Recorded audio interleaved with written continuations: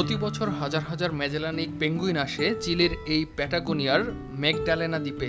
Loss পিঙ্গুইনাস natural monument নামে পরিচিত এই সংরক্ষিত এলাকা বিশেষভাবে পেঙ্গুইন প্রজাতি সংরক্ষণের জন্য গড়ে তোলা হয়েছে।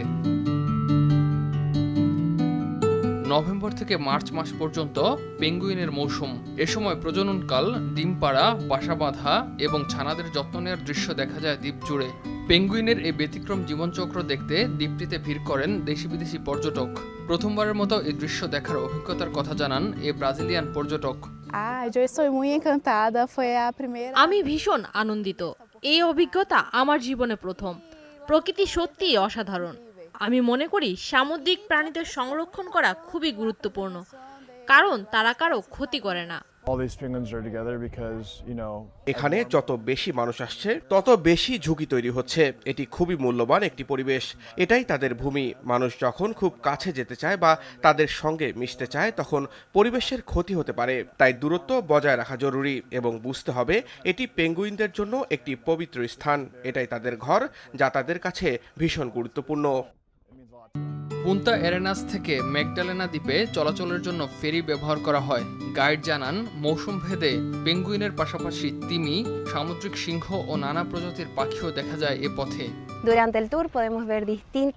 এই ভ্রমণে আমরা বিভিন্ন প্রজাতির প্রাণী দেখতে পাই। সামুদ্রিক সিংহ দেখা যায়, তিমির মৌসুমে তিমিও দেখা যায়।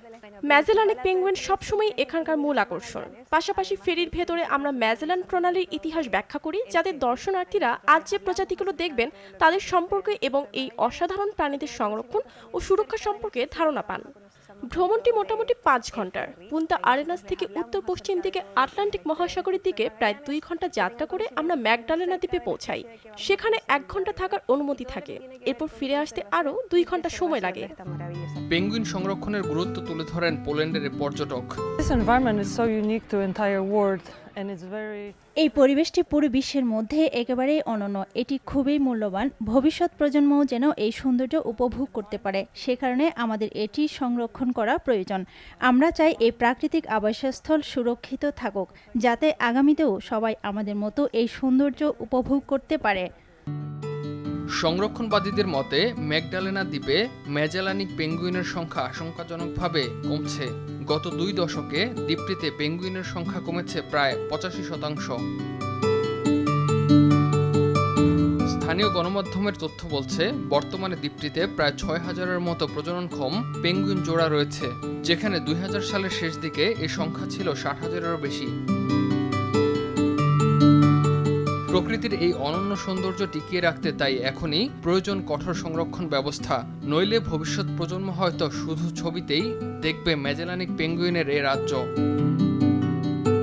ইমতিয়াজ আহমেদ, RTV।